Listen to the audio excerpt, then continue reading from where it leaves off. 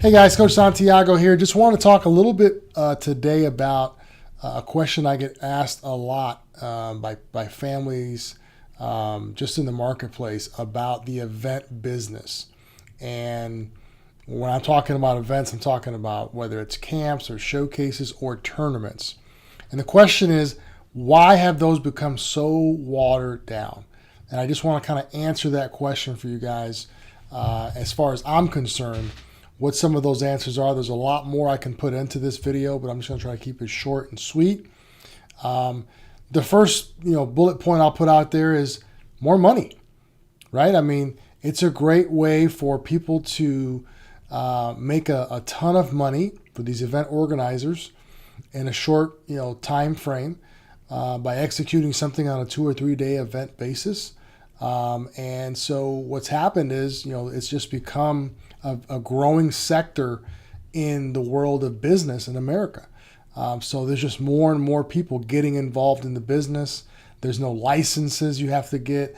There's nothing. I mean, as long as you have a permit to get a field or a complex or a bunch of fields or whatever the case might be, you can go ahead and put on a tournament. If you can get the people, if you can get the teams or the participants, you're in business. So it's just a great way for people to make money. And unfortunately, that means there's a lot of people participating today that weren't participating yesterday. And obviously, the more people that are in the event space, there's going to be some bad apples that get in there. And that's why it's really watered down at this point. Number two, about, 10 years ago, 8 years ago, a lot of qualifications were removed into getting to some of these events. So going back, 20 years, a club team or a travel team would have to win this tournament or place in this tournament to qualify for that tournament. And then you have to qualify in that tournament to qualify for the next tournament. Those days are gone. All the tournaments are now open registration. If you have a checkbook and you've got the money to pay for an event, you can go into a national event. You can go into a World Series. You can go into a state championship. There's been a lot of removal of the qualification events. And so you're not having a system in place that kind of scrapes out the teams that shouldn't really be participating at that level. Which brings me to another point.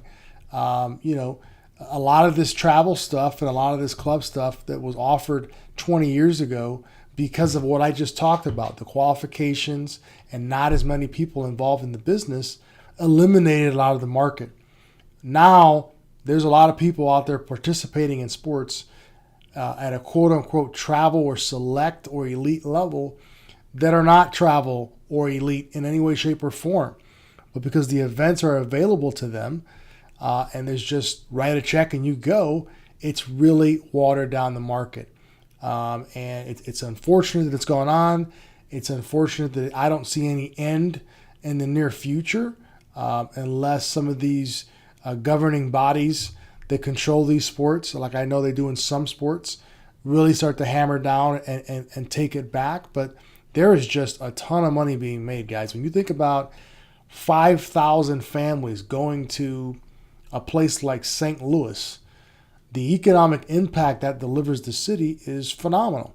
When you think about 10,000 families going to Fort Myers or whatever the case might be, it's a lot of people. They're spending money in the gas stations. They're spending money in the hotels.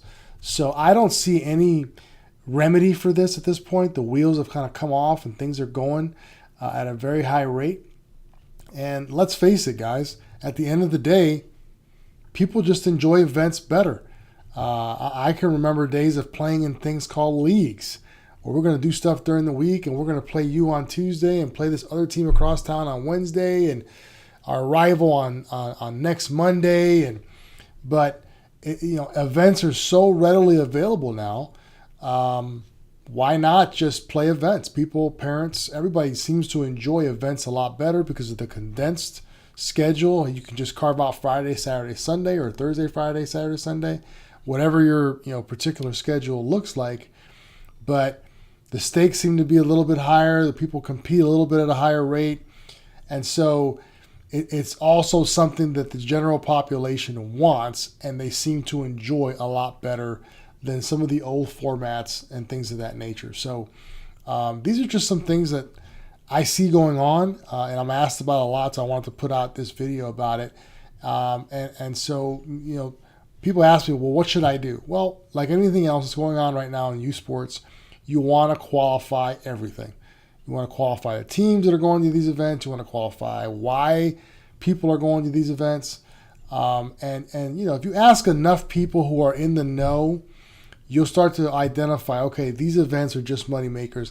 These events actually bring some value, whether it's competition or exposure, et cetera, et cetera.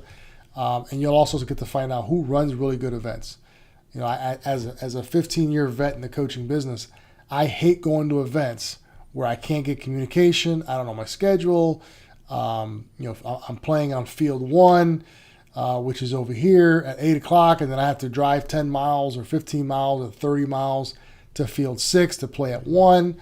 I mean, people who do that just don't really have an idea of customer experience at some of these events. So keep that in mind. Get yourself around some good people, get some coaching, get some mentoring, because it is very overwhelming to go out there, and it's hard to make a lot of good decisions because there's just so many events, and it is watered down, but there's still some good opportunities if you get around the right people. As always, love talking to you guys. If I can help you in any way, shape, or form, please don't hesitate to contact me and ask me anything you need. And remember, coaching is an action. It's not a position.